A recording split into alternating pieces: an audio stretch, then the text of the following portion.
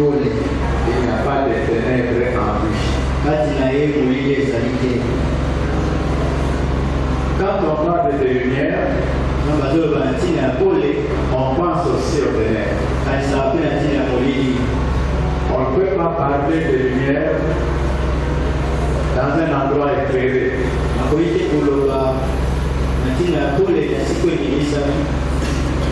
Quand on parle de lumière, c'est qu'il y a son contraire qui est les ténèbres.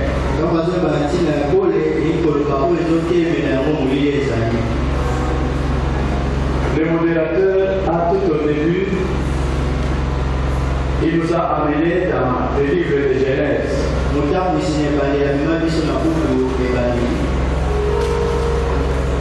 Il a dit ceci. Brièvement, il a dit que quand Dieu a créé le monde,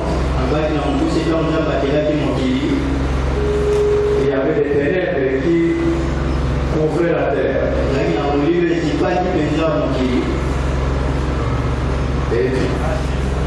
Et que la lumière soit, et la lumière a apparu. Amen. Amen. Il n'y a que Dieu qui pouvait ordonner que la lumière soit, et la lumière a apparu. Parce que lui-même est lumière. Et il est la source de la lumière, de la véritable lumière.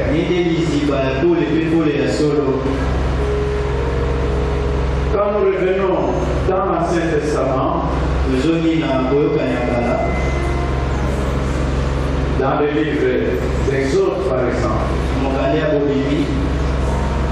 parmi les 5 plaies que Dieu a infligées aux Égyptiens, une des plaies, c'était aussi les ténèbres.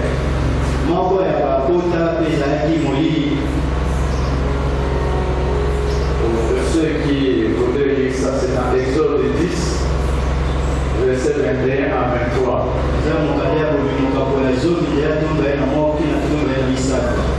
Alors Dieu avait puni les enfants ou les Égyptiens en faisant tomber sur eux des ténèbres.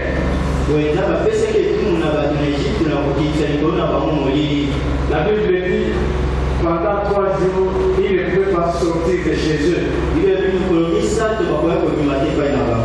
Tellement les ténèbres étaient grandes et couvraient la partie où ils habitaient. Et on pouvait même toucher ces ténèbres-là. Ils ne pouvaient plus bouger. Alors comme ils ne pouvaient plus bouger, ils étaient privés de leurs activités normales. Quand il y a des ténèbres, on ne peut pas faire les activités que l'on devrait faire normalement. Parce qu'on ne sait pas distinguer les choses. Et on ne sait pas avancer.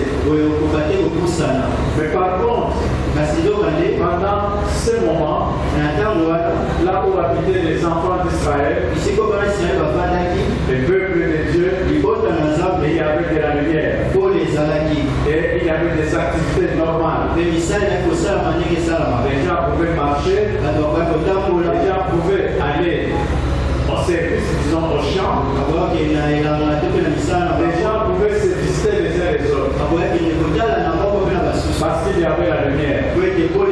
Parce que Dieu était là. Il est avec son peuple. Il est lumière. Il éclaire ceux qui lui appartenaient. Il est lumière. Il éclaire ceux qui lui appartiennent.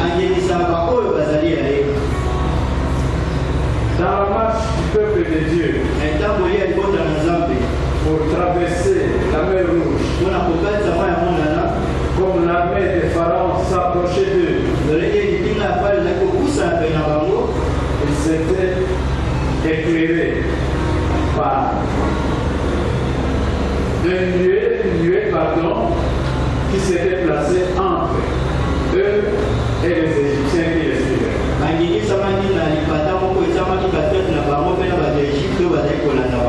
côté où se trouvaient les enfants d'Israël, c'était la lumière.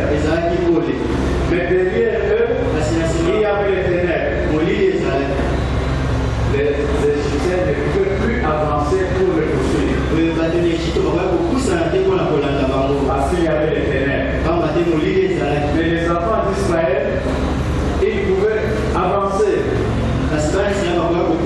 Et quand Moïse a fendu la mer rouge, il pouvait même marcher à travers la mer rouge. Alléluia. Et tout au long de leur marche vers la terre promise, ils étaient guidés par la lumière. Cette lumière qui était Dieu et qui marchait devant Dieu. Parce que Dieu est lumière.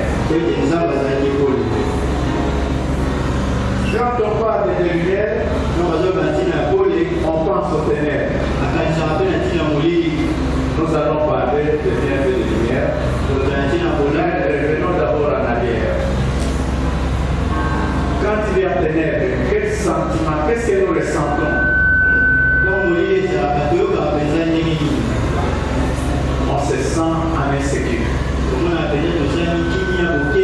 On se sent en danger. Il y a les ténèbres, il y a le chaos. Il y a la désolation. Et il n'y a pas de vie véritable. Les ténèbres, dans le contexte de ce passage que nous venons de lire, c'est le monde des péchés. C'est le monde des péchés. Quand on marche dans le péché, on est dans les ténèbres. Alors on est en danger. Le danger, c'est qu'on est la proie, une proie facile pour le diable. Quand on marche dans le péché, on marche sur la direction de l'ennemi. Sur la direction du diable. Et on ne peut pas faire des choses qui glorifient Dieu. Alléluia. Parce qu'on est dans le péché. Les ténèbres, ça évoque la désolation. Ça évoque la mort. Ça évoque l'insécurité. Même dans notre vie normale. Je pense que quand la semaine coupe l'électricité dans un quartier, les gens ne se sentent pas en sécurité. Et il n'y a pas de vie.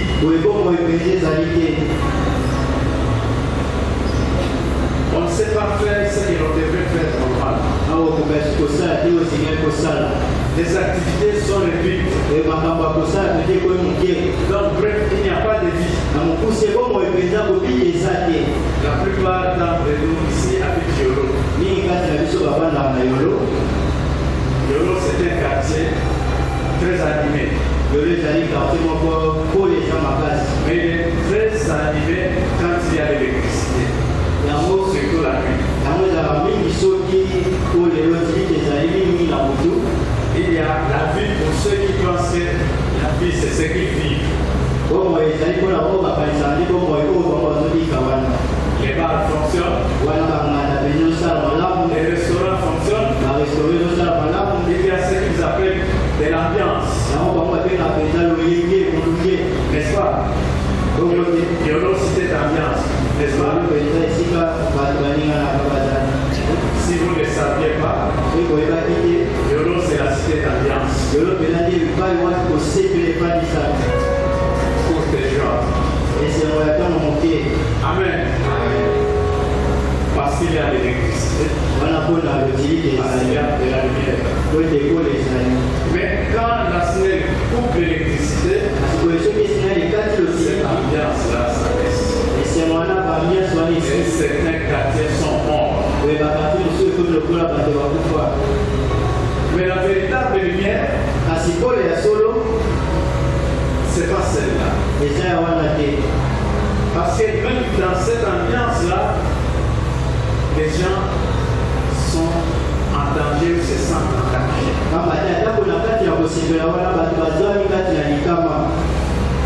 Ils se sentent en insécurité. L'éternel, c'est le péché, et le péché, c'est le danger, et le péché, c'est la mort.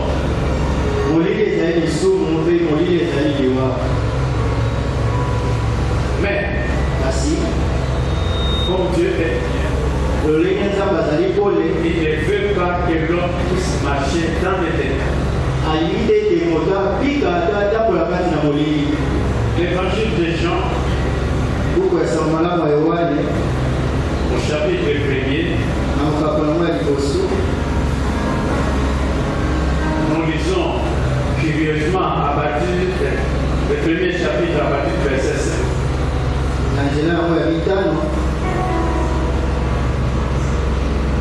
Jusqu'au verset 9. Je vais lire ça, suivant attentivement. La lumière brille dans les ténèbres et les ténèbres ne l'ont pas accueilli. J'ai lu la version Louis II révisée. Il y eut un homme envoyé par Dieu du nom de Jean. Il vint comme témoin pour rendre témoignage à la lumière, afin que tous croient par lui. Il n'était pas la lumière. Donc Jean n'était pas la lumière. Mais il vint pour rendre témoignage à la lumière. C'était la véritable lumière qui, en venant dans le monde, éclaire tout homme.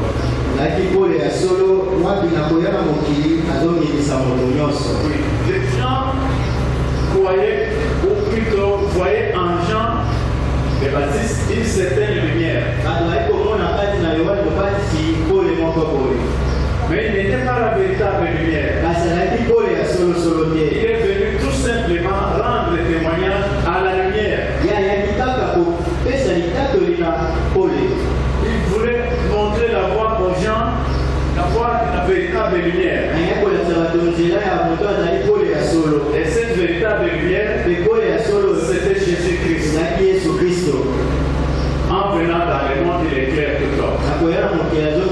Il est venu dans le monde pour éclairer les hommes. Quand Jésus vient dans la vie d'une personne, il éclaire cette personne. Sans Jésus, les choses sont floues. Il y a des gens dans ce monde qui veulent jouer le rôle de lumière. Ils viennent avec des philosophies qui sont des pensées humaines pour montrer la voie à suivre aux hommes. Mais leur lumière, ce sont des ténèbres. Je voulais une parenthèse ici. Je pense que vous suivez les informations à travers le monde. Il y a une information qui fait l'actualité du monde en ce moment. Dans le monde chrétien, il y a le mariage des homosexuels, c'est ça. Ça fait débat aujourd'hui parce que le pape aurait donné son aval.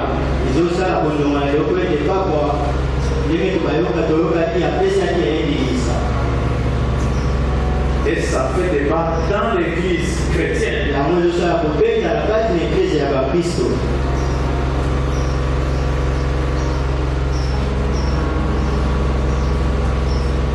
Vraiment, parce que le pape, c'est une personne très écoutée à travers le monde.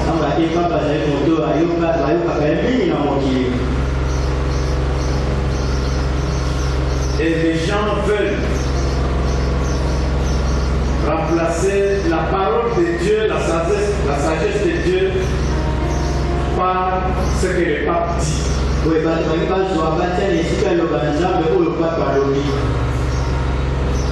Mais le pape, c'est un nom comme tout autre être humain.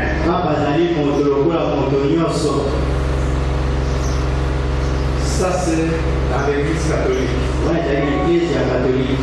Mais même dans l'église protestante, il y a aussi des débats là-dessus. Il y a, je pense, 1 ou 2 semaines passées, je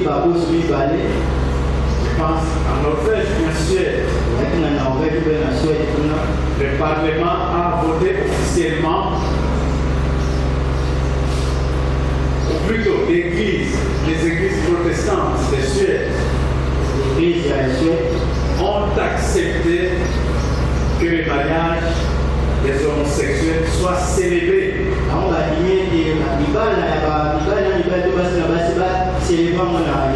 Il y avait une vote au niveau des représentants des différentes églises protestantes de ce pays.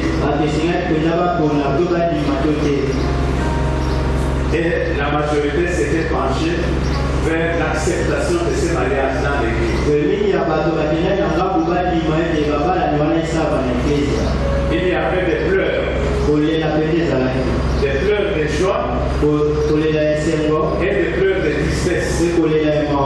Donc pour ceux qui restent attachés à la Bible,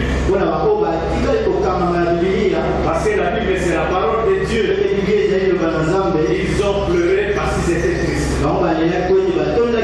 C'était douloureux. Mais pour ceux qui veulent suivre la philosophie du monde, ils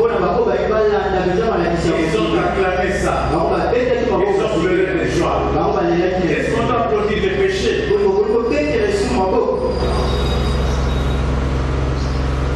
Que Dieu ait pitié de ces gens, qu'ils soient éclairés par sa lumière. Ce que j'ai trouvé personnellement de bon, même dans l'église catholique, il y a certains pays qui ont dit non à la décision du pape. Et parmi ces pays, il y a d'autres pays. La CEPO, c'est ça, on appelle la conférence des évêques du Congo. Ils ont dit non, pas chez nous. Il y a d'autres pays africains comme le Togo, le Bénin. Ils ont dit non, pas chez nous. Et aujourd'hui, le pape est en difficulté. Il est en train de revoir, de modifier et d'apporter des paroles qui peuvent apaiser les gens. Nous prions pour que Dieu éclaire le pape. Qu'il ait le courage de ne pas caresser le péché, de ne pas officialiser le péché, qu'il ait le courage de dire non. Et Dieu nous donne la sagesse pour faire passer la pensée de Dieu plutôt que faire plaisir au monde.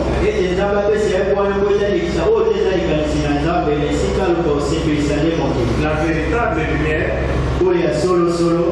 c'est Dieu et non la philosophie des hommes. La pensée des hommes ne va pas supplanter la pensée de Dieu. C'est la pensée de Dieu qui est la lumière, qui éclaire le monde, qui doit supplanter la pensée des hommes.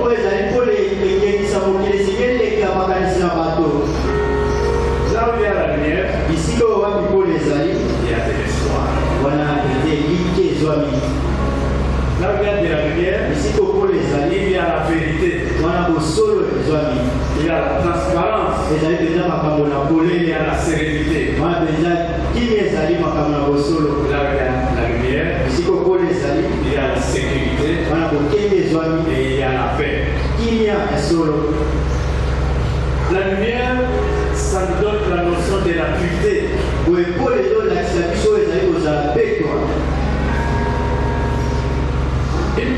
qui marche dans le péché moto azotambola kati na masumu ne marche pas dans la vérité. azotambola te kati na peto Il ne marche pas dans la lumière du Seigneur. azotambola te kati na pole na nkolo.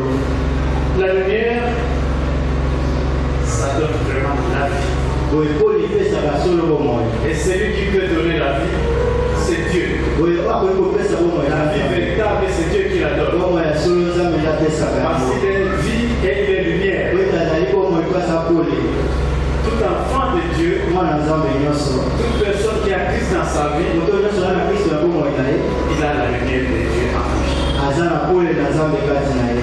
Et le Seigneur nous dit boye mpona alobi na biso que nous, chrétiens, ete biso bakristo nous, enfants de Dieu, biso bana na nzambe nous sommes la lumière du monde. tozali pole ya mokili.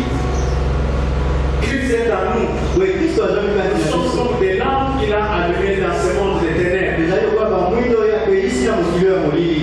Le monde doit voir la lumière divine au travers de nous. boye mokili esengi emona pole ya nzambe kati na biso. Alléluia. amen. Et quand on peut lire un peu dans l'évangile de Matthieu, totanga lukasa malamu ya matayo dans Matthieu, je sais pas, avec moi, c'est pour le moment. Mais le Seigneur dit, vous êtes la lumière du monde. pole abi kozali pole ya Vous êtes mokili. les sels de la terre, vous êtes aussi la lumière du monde. Oyo kozali pole ya Mais mokili. la lumière sert à éclairer ceux qui sont autour d'elle. boye pole esungaka ekendisa baoyo bazali zinga na La ye. lumière, on l'a mis pour que ça éclaire ceux qui sont dans les environs. pole bapelisa yango po ekendisa baoyo baza On ne zingazinga. peut pas allumer une lampe dans une maison et les gens sont dans l'obscurité. akoki te kopelisa mwinda na kati na ndako boye bato bazwa Mon frère, ma makasi. soeur, ndeko mwasi c'est pe la lampe que Dieu a allumée. ozali mwinda oyo nzambe C'est apelisa. la lumière que Dieu a allumée. ozali pole oyo nzambe apelisa. Là où tu vis, lipai oza kobika même dans le milieu professionnel, atako na esika ya kosala où tu évolues normalement, esika oyo ozali kobika à l'école, na esika à ekelasi l'université, na etelo ya likolo dans ton foyer, na ndako na yo dans ton na quartier, esika ofanda tu es la lumière que Dieu a allumée. ozali pole oyo nzambe apelisi. Est-ce que tu es clair le monde qui est autour de toi? motuna ezali oyo ozali kokendisa mokili Dieu est encore à portée des ténèbres. to mpe oyo lisusu molili. Est-ce que tu es ténèbre pour les autres ou bien tu es lumière? oyo ozali molili mpona basusu te oza pole. Dieu dit, oui, il est saint, nzambe alobi aza mosantu il est pur, aza peto il est lumière. aza pole. Ses enfants doivent être comme lui. boye bana na ye esengeli bakoka na ye Qu'il soit aussi pur, bango mpe bazala qu'il peto soit saint, bazala santu qu'il soit lumière. bazala pole Là où il vit. lipai oyo bazali kobika. La véritable lumière, pole ya solo la source de la lumière, c'est Jésus qui est là. amen. lisiba ya pole ezali yesu aza kati na biso. Marchons avec Jésus. totango elongo na yesu Il éclaire d'abord notre propre vie, abali na kongimisa bomoi na biso moko. là où nous marchons mal. lipai wapi tozotambola Il mabe est clair pour nous dire que là, ça ne va pas. aza kongimisa biso mpona koloba eza malamu te. Oui, le verset de Matthieu dont je vous parlais, c'est dans Matthieu 5, 13 à 14. matayo mokambo ya mitano nzela ya zomi na misala bino na zomi na minene. Là où le Seigneur dit, vous êtes la lumière du monde. epai wapi mpona bi bozali pole ya mokili. Mes sœurs, bandeko basi vous êtes la lumière du monde. oza pole ya mokili. Vous n'êtes pas des ténèbres, oza molili te vous êtes la lumière du monde. ozali pole ya mokili. Vous êtes des lampes que Jésus a allumées ozali bamwindo oyo yesu pour apelisi que vous puissiez éclairer le milieu où vous vivez. po ete bokendisa bisika ozali kobika. Mes frères, bandeko mibali vous êtes la lumière du monde. ozali bapole ya mokili. Christ est en vous. kristo azali kati na bino. Christ est lumière du monde. kristo aza pole ya mokili. Et vous, vous êtes cette lampe que Christ a allumée. boye bino bozali pole Parce qu'il a mis en vous. po ete avandi kati na Soyez lumière là où vous êtes. ozala bapole bisika bozwami. Si nous sommes lumière, soki tozali pole là où nous sommes, bisika oyo tozwami le monde verra Dieu mokili ekomona nzambe au travers de nous. na nzela na Le biso. monde viendra à Jésus-Christ boye mokili koya na yesu pour kristo qu'il soit sauvé. po ete babikisa. Et la vie va changer. boye bomona kokomwana Je ne dis pas qu'on deviendra milliardaire, millionnaire. abi te tokoma bato ya misolo Mais il y ebele aura la véritable paix de Dieu. kasi tokozwa kimia ya solo ya Il y nzambe. aura une véritable vie qui va se développer en nous. boye bomona ya solosolo ekokola na Il biso sera une véritable joie. koesenga solo Et cette joie va continuer jusqu'à l'éternité. koesenga kokoba bino ya bomoi ya seko Il n'y aura pas la courte joie. kozala esenga motango moke te. On parlait ici deux messieurs qui donnaient le bonheur aux gens. ate bandeko moko bakopesa esenga ya bato Et il semblait qu'ils disaient aux gens que c'était une courte joie qu'il leur donnait. ate olobaka bato eza esenga motango moke bazali kopesa bango C'était une fausse lumière.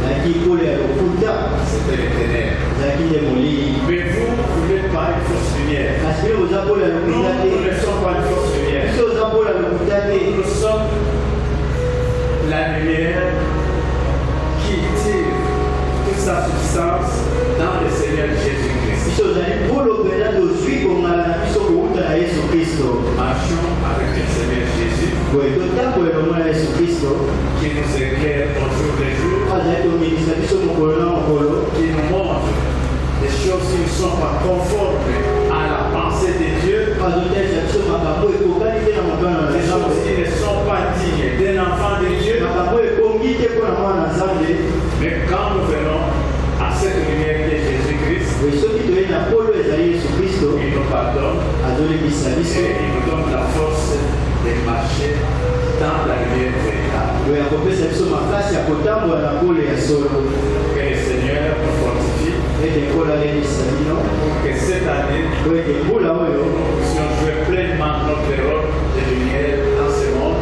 ete tosala mosala na biso ya polo epenza Parce que Dieu, en qui nous avons vu une lumière, pamba te nzambe otondimela aza pole et que sa lumière brille avec ardeur dans nos vies. boye pole na ezali kongenga makasi na bomoi na biso Pour que ceux qui sont dans les ténèbres viennent à Christ et deviennent aussi lumière. pamba te bako bazali na molili baya na kristo boye bakoma mpe pole Père céleste, Dieu tout-puissant, ta parole est la vérité. Tu es lumière. Tous ceux qui s'approchent de toi dans la vérité deviennent aussi lumière pour toi.